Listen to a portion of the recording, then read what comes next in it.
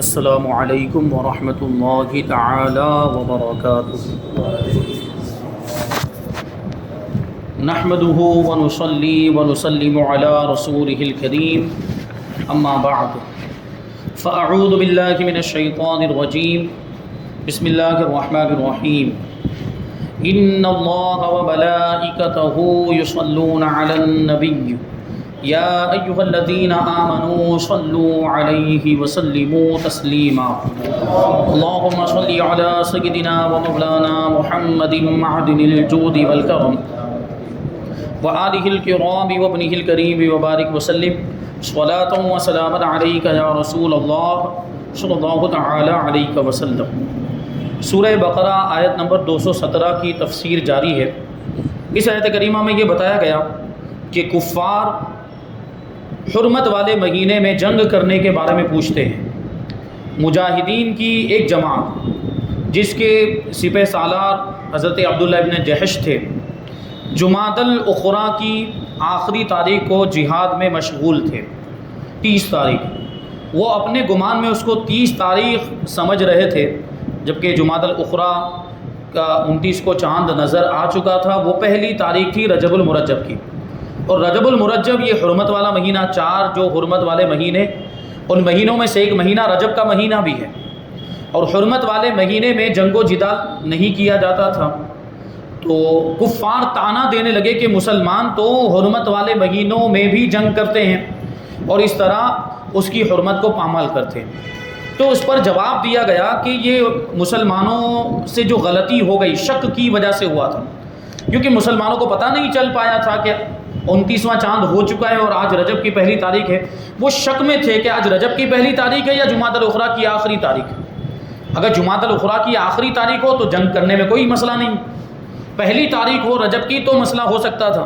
تو اس شک کی وجہ سے ان سے یہ فعل سرزد ہوا، اور اس کی وجہ سے وہ ہرگز گنہگار نہیں، لیکن وہ جو کرتے ہیں کفار، ان کو وہ ساری چیزیں یاد دلائی جا رہی، ان کے جرم یاد دلائے جا رہے ہیں، اور فرمایا جا رہا ہے کہ یہ جو اللہ کی راہ سے روکتے ہیں، یقیناً حرمت والے مہینوں میں یہ جنگ کرنا یہ جائز نہیں، لیکن کفار جو اللہ کی راہ سے روکتے ہیں اور اللہ کا انکار کرتے ہیں اور مسجد حرام سے مسلمانوں کو روکتے ہیں، اور پھر اسی طریقے سے مسجد حرام سے مسلمانوں کو نکال دیا، تو یہ اللہ تبارک و تعالیٰ کی بارگاہ میں اس سے بھی بڑا جرم ہے۔ حرمت والے مہینے میں جنگ کرنے سے بھی بڑا جرم تو یہ ہے، فتنے پھیلانا اور مسلمانوں کو ان پر ظلم و ستم کرنا، ان کو ہجرت کرنے پر مجبور کر دینا، یہ سب چیزیں جو کفار کرتے ہیں یہ حرمت والے مہینے میں جنگ کرنے سے بھی بڑا گناہ ہے۔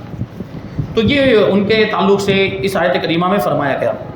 تو پھر یہ بھی ہے آگے آیت کریمہ کا ایک حصہ، یہ کفار ہمیشہ تم سے جنگ کرتے ہی رہیں گے یہاں تک کہ وہ تمہیں اپنے دین سے پھیر دیں۔ اگر ان کی طاقت ہو تو تمہیں اپنے دین سے یعنی اسلام ہی سے پھیر دیں، یعنی وہ کب خوش ہوں گے، کب راضی ہوں گے، جب معاذ اللہ ہم اسلام کو چھوڑ کر ان کا مذہب اپنا دیں، تبھی وہ راضی ہوں گے، ورنہ وہ ہمارے دشمن ہی رہیں گے، وہ ہم سے جنگ کرتے ہی رہیں گے۔ یہ قرآن کریم کے اندر ارشاد ہے۔ تو اس بات پر ہمیں توجہ دینے کی ضرورت ہے کہ ہمارے کچھ بھائی جو ڈھیلے پوچے اور دنیاوی تعلیم یافتہ غیر مسلم کی صحبت میں اٹھنے بیٹھنے کی وجہ سے ان کو وہ اچھے لگنے لگ جاتے ہیں اور ان کو وہ اپنا ہمدرد اور خیر خواہ سمجھنے لگتے ہیں۔ اور آج تو جو ایک بلا پھیلی ہے ارتداد، یعنی اسلام سے پھر جانے کی بلا، اور وہ خاص طور پر ہماری بہنوں کے تعلق سے اس میں ہمیں فکر مند ہونے کی ضرورت ہے کہ نوجوان لڑکیاں، یہ باقاعدہ سازش ہو رہی ہے، ان کو جو ہے کہ گمراہ کیا جاتا ہے، ان کو پھنسایا جاتا ہے، اور پھر ان کو اسلام سے پھیر دیا جاتا ہے، وہ کافر ہو جاتی ہیں، یعنی وہ محبت کے جال میں۔ آج کل تو یہ سب معاملات کتنے کالج وغیرہ میں، یونیورسٹیز میں جو مخلوط تعلیم ہوتی، لڑکے اور لڑکیاں ساتھ میں پڑھتے ہیں، تو وہاں باقاعدہ ان کو ٹریننگ دی جاتی ہے، ان کے لڑکوں کو، غیر مسلمین کو، وہ ہماری لڑکیوں کو پھنسا رہے ہیں، اور ابھی تک تقریباً 40 لاکھ لڑکیاں ایسی ہیں جو مرتد ہو چکی۔ یہ آن ریکارڈ بات کر رہے ہیں، ورنہ آف ریکارڈ تو کتنی ہے وہ اللہ جانے۔ جو 40 لاکھ لڑکیاں غیر ہو گئی، اور ہم کیا کر رہے ہیں؟ کوئی توجہ نہیں۔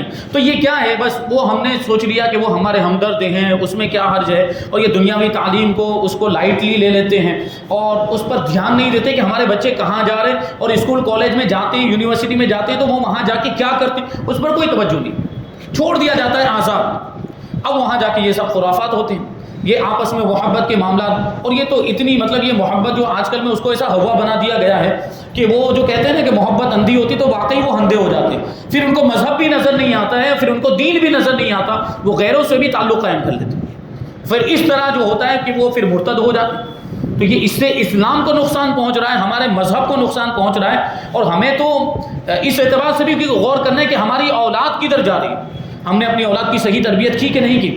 تو اس اعتبار سے ہمیں اپنی اولاد پر توجہ دینے کی ضرورت اور ان کی اس انداز میں پرورش کرنے کی بھی ضرورت ہے کہ وہ غیروں کے ساتھ اس طرح کے تعلقات، دوستی، یاری یہ نہ ہو، بس وہ دنیا داری کے اعتبار سے جتنی مطلب دل میں محبت نہیں ہونی چاہیے، اوپر سے سماجی تعلقات یہ ہو تو اس کی اجازت ہے۔ ابھی آپ اسکول میں جا رہے ہیں، اسکول میں پڑھ رہے ہیں، وہاں وہ بھی آتے ہیں، بات چیت کر لی اور اٹھ بیٹھ لیا، وہ ہو گیا، لیکن دل میں ان کی محبت ہرگز نہیں، اور ہرگز کفار کو اپنا ہمدرد اور خیر خواہ نہ سمجھا جائے۔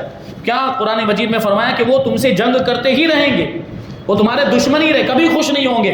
وہ کب خوش ہوں گے؟ جب تم مرتد، اور یہاں تو مرتد ہونے کے بعد بھی خوش نہیں ہو رہے، معاذ اللہ۔ ایسے بہت سارے واقعات ایسی لڑکیوں کے جو مرتد ہو گئی اور غیر ہو گئی، غیر مسلم کے ساتھ شادی کر لی، اکثر و بیشتر یا تو خودکشی کرتی ہوئی نظر آ رہی ہے، یا اس کا قتل کر دیا جاتا ہے، یا اس کا قتل کر دیا جاتا ہے، یا اس کو بے یار و مددگار چھوڑ دیا جاتا ہے۔ اس طرح کے معاملات ہو رہے ہیں، یعنی مرتد ہو جانے پر بھی وہ لوگ خوش نہیں ہو رہے ہیں، یعنی ان کا تو مقصد کیا ہو گیا کہ دین اسلام ہی کو ختم کر دیا جائے، معاذ اللہ۔ لیکن یہ دین تو اللہ تبارک و تعالیٰ کا دین ہے، اس کا محافظ، اس کا نگہبان اللہ تبارک و تعالیٰ ہے، اس کو اتنا آسان نہیں ہے مٹانا۔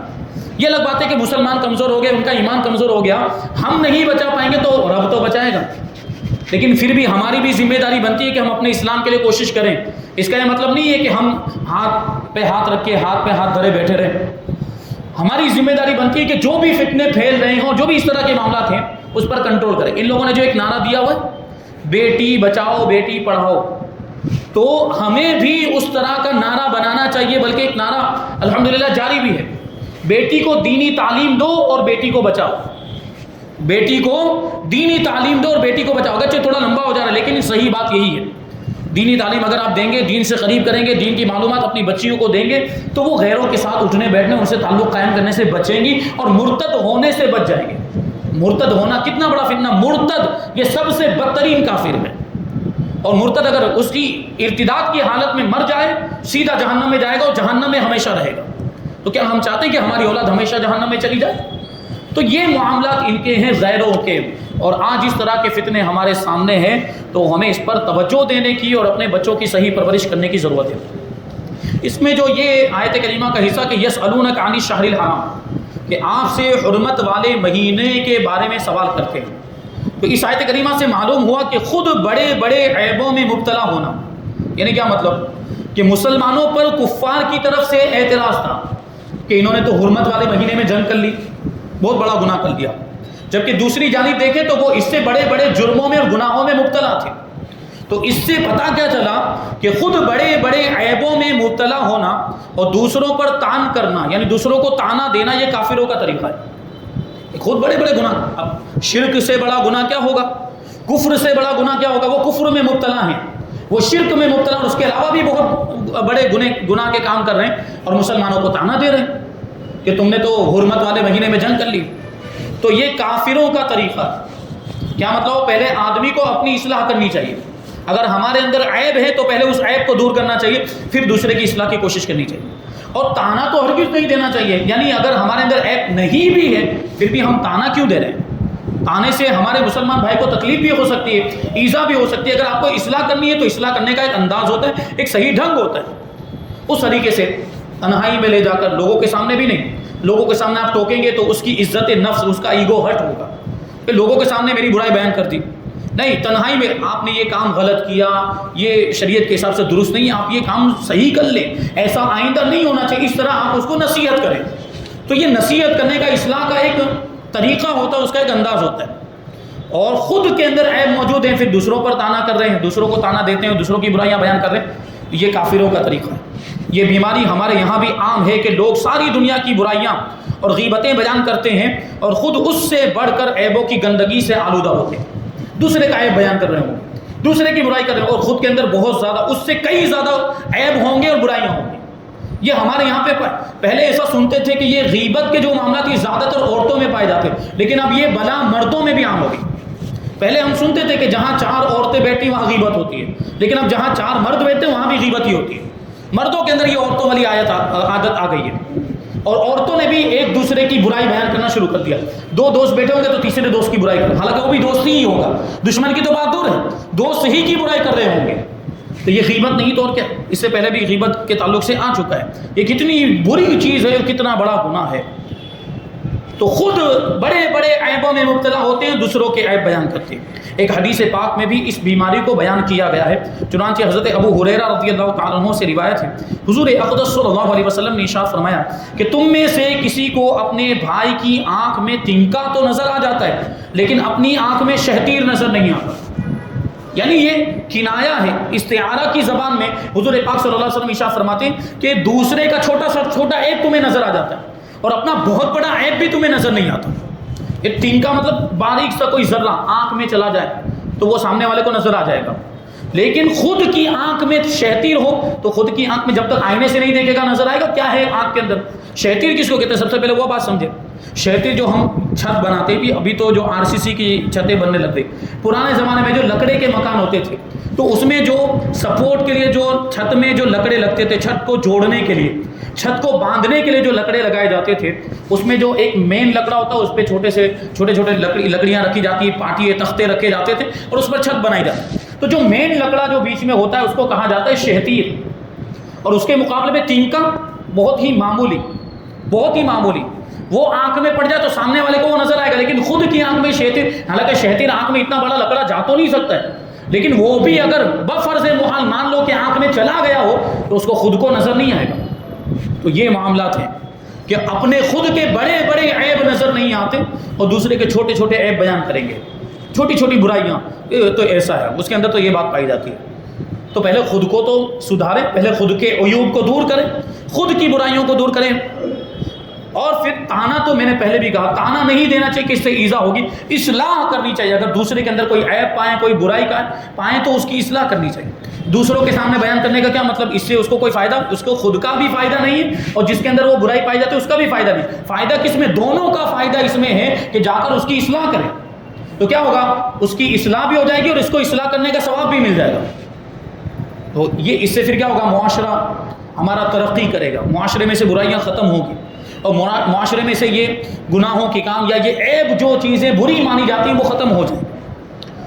نمبر 2، فتنہ انگیزی قتل سے بڑھ کر جرم ہے، کیونکہ وہ لوگ کفار فتنہ کرتے تھے تو ان کے بارے میں فرمایا گیا کہ والفتنۃ اکبر من القتل، فتنہ پھیلانا یہ قتل سے بھی زیادہ بڑا گناہ ہے۔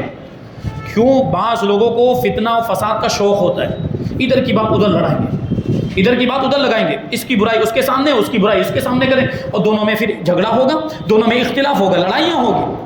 جبکہ حکم کیا دیا گیا ہے ہمیں کہ اگر 2 مسلمان بھائیوں کے درمیان اختلاف ہو، جھگڑا ہو تو اس جھگڑے کو دور کرنے کی کوشش کرنی چاہیے۔ یہ تو جھگڑا نہیں ہوتا، محبت ہوتی ہے، ان کو لڑا دیا جاتا ہے۔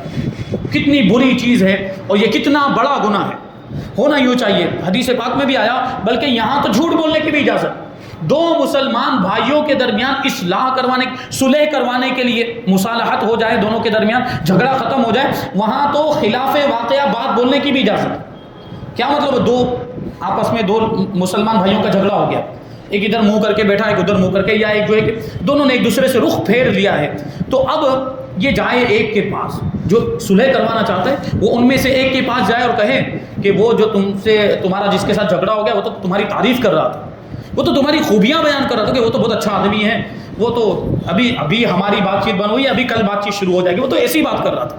پھر ادھر آئے اور دوسرے بھائی کو بھی اس کی تعریف سنائے پہلے والے بھائی کی کہ وہ تو تمہاری تعریف کر رہا تھا، تمہارے بارے میں اچھی اچھی باتیں کر رہا تھا، اور وہ یہ کہہ رہا تھا کہ یہ ہمارے درمیان یہ جھگڑا یہ ہمیشہ رہنے والا نہیں ہے، یہ تو ابھی کل ختم ہو جائے گا۔ تو اس طرح جو ہے دونوں کو ملانے کی کوشش کرے۔ یہ اگرچہ خلاف واقع بات ہوئی، اس نے تعریف کی نہیں تھی، دونوں نے آپس میں ایک دوسرے کی کوئی تعریف نہیں کی، لیکن جا کر اس نے کہا تو کیا ہوگا؟ ایک دوسرے کے لیے دل میں محبت کے جذبات پیدا ہوں گے، تو اب وہ سارا اختلاف ختم ہو جائے گا، وہ سارا جھگڑا ختم ہو جائے گا، دونوں آپس میں مل جائیں گے، تو اصلاح کرانے والے کو، صلح کرانے والے کو بہت ثواب ملے گا۔ اور اس کے مقابلے میں، بلکہ اس کے برخلاف، صلح کرانے کی تو بات دور کی ہے، جھگڑے کروائے جاتے ہیں، آپس میں محبت ہو، ان محبتوں کو ختم کیا جائے، رشتہ داروں میں لڑائیاں کروائی جا رہی ہے آپس میں، اور ہماری ماؤں بہنوں کے بھی معاملات عجیب، اور ہمارے بھائیوں کے بھی، ابھی ہمارے مسلمان بھائی کی ترقی لوگوں سے نہیں دیکھی جاتی۔ اگر مسلمان بھائی ترقی کر رہا ہے، کما رہا ہے، اچھا اس کا کاروبار دھندا چل رہا ہے، تو اس میں تو خوش ہونا چاہیے، نہیں اس میں ان کو برا لگتا ہے، پتہ نہیں کہاں سے پیسے آ رہے ہیں، یہ حرام ذریعے سے آ رہے ہیں کہ بیاج کھاتا ہے کیا، اس طرح کی باتیں وہ محلے میں گھماتی ہیں خواتین، اور اس طرح جو ہے برائیاں کرتے ہوئے نظر آتی ہیں، اور یہ زہر وہ اپنی سوسائٹی کے اندر گھولتی ہوئی نظر آتی ہے۔ تو اس سے کیا ہوتا ہے، پھر لڑائی جھگڑے، ابھی اس کو پتہ چلے گا تو کیا ہوگا، وہ جا کر جوابی کارروائی کرے گا، پھر جواب الجواب، اس طرح پھر جھگڑا آگے تک بڑھتا ہے، تو جو رشتہ داریاں پھر اسی طرح جو ہے ختم ہو جاتی ہیں۔ تو فتنہ پھیلانا یہ بہت بڑا گناہ ہے۔ بعض لوگوں کو فتنہ اور فساد کا شوق ہوتا ہے، آیت میں تو فتنے سے مراد کفر و شرک یعنی سب سے بڑا فتنہ ہے، کفر و شرک تو سب سے بڑا فتنہ ہے، لیکن اس سے ہٹ کر بھی فتنہ انگیزی کوئی معمولی جرم نہیں۔ کفر و شرک کے علاوہ بھی جو دوسرے فتنے ہوتے ہیں جو میں نے ابھی ذکر کیے، کہ ایک کو دوسرے کے خلاف بھڑکانا، دشمنیاں پھیلانا، جھگڑے کروانا، اختلافات کروانا، یہ بھی بہت بڑا جرم ہے، بہت بڑا گناہ ہے۔ تیسری بات اس آیت کریمہ سے معلوم ہوئی، فرماتے ہیں کہ اس آیت سے صحابہ کرام رضوان اللہ تعالی علیہم اجمعین کی شان بھی معلوم ہوئی، کیونکہ کفار نے صحابہ کرام رضی اللہ عنہم پر اعتراض کیا۔ وہ صحابہ کرام جو رجب کی پہلی تاریخ میں وہ جنگ میں مبتلا ہو گئے، وہ شک کی وجہ سے، ان پر کفار نے اعتراض کیا، تو اللہ تبارک و تعالیٰ نے صحابہ کرام کی طرف سے کفار کو جواب دیا۔ صحابہ کرام جواب نہیں دے رہے، لیکن اللہ تبارک و تعالیٰ اپنے نبی کے پیارے صحابہ کی طرف سے جواب دے رہا ہے، تو اس سے آپ اندازہ لگائیں کہ اللہ کی بارگاہ میں صحابہ کرام کا کتنا بڑا مرتبہ ہے، کیسا مقام۔ یہ وہ صحابہ ہیں، آپ غور کریں، یہ صحابہ کرام ایسی عظیم شخصیات کہ ہمارا دین، ہمارا مذہب انہی کے ذریعے ہم تک پہنچا ہے، یہ قرآن بھی صحابہ کے ذریعے ہم تک پہنچا ہے، اور حدیثیں بھی صحابہ کے ذریعے ہم تک پہنچی۔ جبکہ گمراہ فرقہ، شیعہ فرقہ، اس کی بات کروں گا نام لے کر، کہ یہ صحابہ کرام کی شان میں معاذ اللہ گستاخیاں کرتے ہیں، صحابہ کرام پر تبرہ کرتے ہیں اور ان کو برا بھلا کہتے ہیں، معاذ اللہ صحابہ کرام کو غیر معتبر ثابت کرنے کی کوشش کرتے ہیں۔ یہ بھی غیروں کی چال ہے، یہ غیروں کے یوں سمجھے کہ یہ زرخرید غلام ہیں، یہ شیعہ اسلام کو نقصان پہنچانے کی کوشش کرتے ہیں۔ یہود و نصارہ کے یہ ہتھ کنڈے، اور یوں کہہ لیجئے کہ یہود و نصارہ نے ان کو جو ہے کہ ذریعہ اور وسیلہ بنایا ہوا ہے اسلام کو نقصان پہنچانے کا۔ یہ ہر زمانے میں تھا، ہر زمانے میں یہ لوگ دیکھتے آئے کہ کون سا ایسا فرقہ ہے جس سے اسلام کو زیادہ نقصان پہنچ سکتا ہے، اس کو سپورٹ کرو۔ تو ایک زمانے میں معتزلہ تھے، معتزلہ اعتزال یعنی اسلام سے ان کے بہت سارے ایسے عقائد، یہ اسلام سے الگ ہو گئے، بہت سارے احکام ایسے، بہت سارے ایسے عقیدے جو قرآن و حدیث کے خلاف تھے انہوں نے رکھ لیے۔ جیسے ہمارا عقیدہ یہ ہے کہ کبیرہ گناہ کرنے والا آدمی کافر نہیں ہوتا، کبیرہ گناہ یعنی بڑے گناہ کرنے والا بہت بڑا گنہگار ہے، لیکن جب تک حرام قطعی کو حلال نہ جانے یا کسی حلال کا یا کسی فرض کا استخفاف نہ کرے، وہاں تک جو ہے کہ وہ کافر نہیں ہوتا۔ لیکن وہ لوگ کہتے تھے کہ حرام یہ کبیرہ گناہ کرنے والا کافر ہو جاتا۔ اچھا وہ لوگ کفر و ایمان کے درمیان ایک درجہ مانتے تھے، کفر و ایمان کے درمیان، اچھا وہ خوارج کا میں جو بات کر رہا ہوں کہ گناہ کبیرہ کرنے والا کافر ہو جاتا ہے، یہ خارجیوں کا عقیدہ۔ اور معتزلہ کا عقیدہ کیا تھا کہ کفر اور ایمان کے درمیان بھی ایک منزل ہے، یعنی ایک آدمی ایسا بھی ہو سکتا ہے جو نہ کافر ہو نہ مومن، دونوں کے بیچ میں ہو۔ یہ کیسی بات ہوئی؟ ایک آدمی ایسا جو کافر ہے، کافر بھی نہیں مومن بھی نہیں، دونوں کے بیچ میں، یہ کیسی بات ہو گئی؟ تو یہ معتزلہ کا بنیادی عقیدہ، اور بھی بہت ساری چیزیں تھیں۔ تو جب دیکھا کہ یہ معتزلہ کے ذریعے نقصان پہنچ رہا ہے اسلام کو، تو خوب ان کو جو ہے کہ سپورٹ کیا گیا۔ پھر ہم قریب کے زمانے دیکھ لیں تو وہابیوں کے ذریعے سے اسلام کو نقصان پہنچ رہا، تو ان کو سپورٹ کیا گیا، خوب مالی امداد ان کے لیے آئی ہے، فنڈز آئے ہیں غیروں کی طرف سے۔ لیکن اب جب دیکھیں کہ دیکھا وہ یہ تو سب اہل سنت والے کام یہ بھی کرنے لگ گئے، یہ تو یہ بھی درگاہوں پہ جانے لگ گئے، اور یہ بھی شرک والے کام، تو اب ان کی مدد بند ہو گئی۔ پچھلے سال بائیکاٹ ہوا کہ نہیں وہاں سعودیہ سے، یہ جماعتیوں کا بائیکاٹ ہو چکا ہے، اب وہاں سے فنڈ آنا بند ہو گیا۔ اب دیکھ رہے ہیں کہ شیعہ لوگوں کے ذریعے سے اسلام کو زیادہ نقصان پہنچ رہا ہے، تو اب ان کی فنڈنگ ہو رہی ہے، اب ان کی مدد ہو رہی ہے، اور باقاعدہ ان کے لیے باہر سے پیسہ آ رہا ہے۔ اب یہ اسلام کو اس طریقے سے نقصان پہنچانے کی کوشش کر رہے ہیں، اور صحابہ کرام پر اعتراض کرتے ہیں، اور صحابہ کرام کی شخصیات کو مجروح کرنے کی کوشش کرتے ہیں۔ کیوں؟ کیونکہ ان کو معلوم ہے کہ صحابہ کرام کو اگر غیر معتبر ثابت کر دیا جائے تو پورا دین اور پورا اسلام ہی غیر معتبر ہو جائے، کیونکہ دین ان کے ذریعے سے تو ہم تک پہنچا ہے، تو پھر یہ حدیث بھی غیر معتبر ہو جائے گی اور قرآن بھی غیر معتبر ہو جائے گا، جبکہ ایسا ہو نہیں سکتا۔ صحابہ کرام کی ناموز پر ہم پہرا دیتے رہیں گے انشاءاللہ۔ اور ان گمراہ فرقوں کا جواب ہم دیتے رہیں گے۔ تو یہ دیکھیے شیعہ لوگ اور خاص طور پر ابھی جو جاہل قسم کے لوگ اور وہ سادات کرام جو علماء سے دور ہے، وہ ان کے جال میں پھنستے جاتے ہیں۔ کیا کرتے ہیں یہ لوگ؟ اہل بیت کی محبت، اہل بیت کی محبت، اہل بیت کی محبت۔ آؤ ہم حضرت علی کی بات کرتے ہیں، آؤ امام حسین کی بات کرتے ہیں، آؤ امام اہل بیت، ائمہ اہل بیت کی بات کرتے ہیں۔ تو یہ محبت، اب وہ خود بھی آل رسول ہیں، وہ حضور پاک صلی اللہ علیہ وسلم کی اولاد سادات کرام، تو وہ ان کے جال میں پھنس جاتے ہیں۔ یہ تو کتنے اچھے ہیں کہ حضرت علی کی بات کرتے ہیں، اہل بیت کی بات کرتے ہیں، آل رسول کی لاؤ ان کے ساتھ ہو جائے۔ تو کیا اہل سنت اہل بیت سے محبت نہیں کرتے؟ اہل سنت یقیناً اہل بیت سے محبت کرتے ہیں، اور اہل سنت صحابہ سے بھی محبت کرتے ہیں، کیونکہ حضور پاک صلی اللہ علیہ وسلم نے جہاں اہل بیت کی محبت کی تاکید فرمائی، جہاں حضور پاک صلی اللہ علیہ وسلم نے یہ فرمایا کہ میری اہل بیت سے، میں تمہیں قرآن اور اہل بیت کو چھوڑ کر جا رہا ہوں، جو ان کو تھامے رکھے گا وہ کبھی گمراہ نہیں ہوگا، وہیں حضور پاک صلی اللہ علیہ وسلم نے یہ بھی ارشاد فرمایا کہ اصحابی کالنجوم، میرے صحابہ ستاروں کی مانند ہے، تم ان میں سے جس کی بھی پیروی کرو گے نجات پا جاؤ گے، ہدایت پا جاؤ گے۔ تو حضور نے صحابہ کی بھی اہمیت کو بیان کیا ہے، اور اہل بیت کی محبت کے تعلق سے بھی تاکید فرمائی۔ اسی لیے تو ہمارے امام نے کہا، کیا کہا کہ اہل سنت کا ہے بیڑا پار اصحاب حضور۔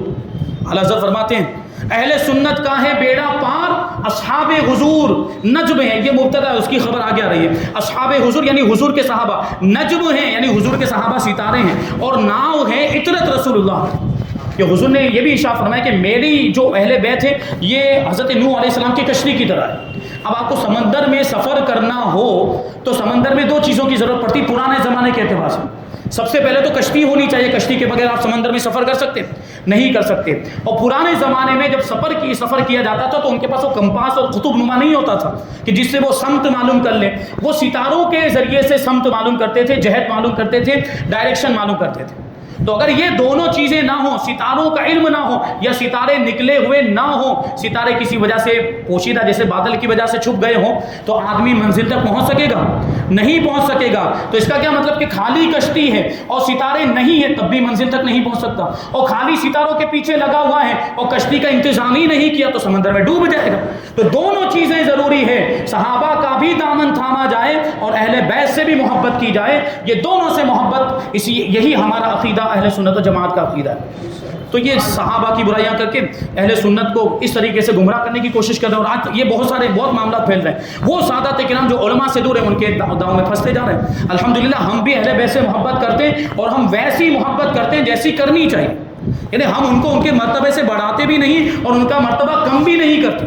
ان کے تو معاملات ایسے ہیں کہ تعریف اتنی زیادہ کرتے ہیں، اتنا غلو کرتے ہیں کہ ان کو ان کے مرتبے سے بھی بڑھا دیتے ہیں۔ معاذ اللہ، حضرت علی رضی اللہ تعالیٰ عنہ کے تعلق سے تو ان کے ایک ذاکر نے، ان کا جو مقرر ہوتا ہے اس نے یہاں تک کہہ دیا، معاذ اللہ، ابھی بھی وہ ویڈیو یوٹیوب پر آپ کو مل جائے گی، اس میں ابھی کچھ دن پہلے کی بات ہے، اس میں کیا کہا اس نے، معاذ اللہ، وہ کیا کہتا ہے کہ ہماری اوقات ہی نہیں ہے کہ ہم اللہ کی عبادت کر سکیں، ہم اللہ تک پہنچ ہی نہیں سکتے، ہمیں علی کی عبادت کرنی چاہیے، معاذ اللہ۔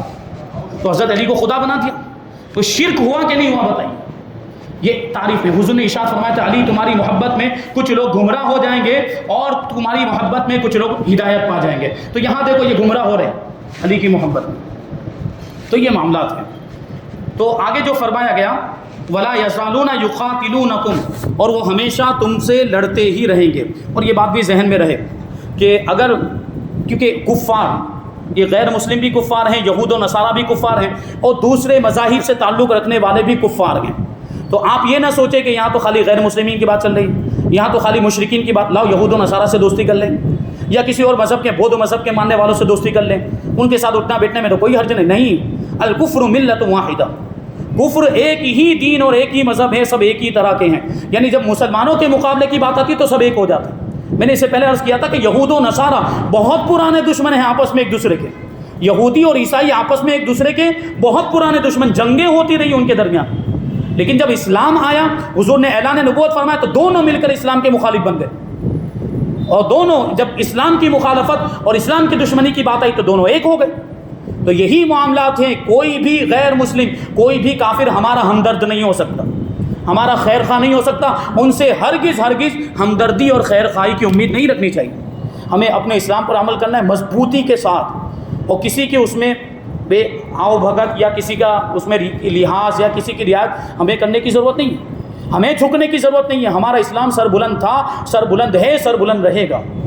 یہ اللہ تبارک و تعالیٰ کا پسندیدہ مذہب ہے. اللہ تبارک و تعالیٰ اس اسلام کو، یہ دین اسلام کو، اس مذہب کو قیامت تک باقی رکھے گا. اللہ تبارک و تعالیٰ کی بارگاہ میں دعا ہے کہ جو کچھ بھی بیان ہوا اس پر ہم سب کو عمل کرنے کی توفیق عطا فرمائے. احکام اسلام، شریعت مصطفیٰ، سنت رسول اللہ صلی اللہ علیہ وسلم پر ہم سب کو عمل کرنے کی توفیق عطا فرمائے. وما علینا الا البلاغ.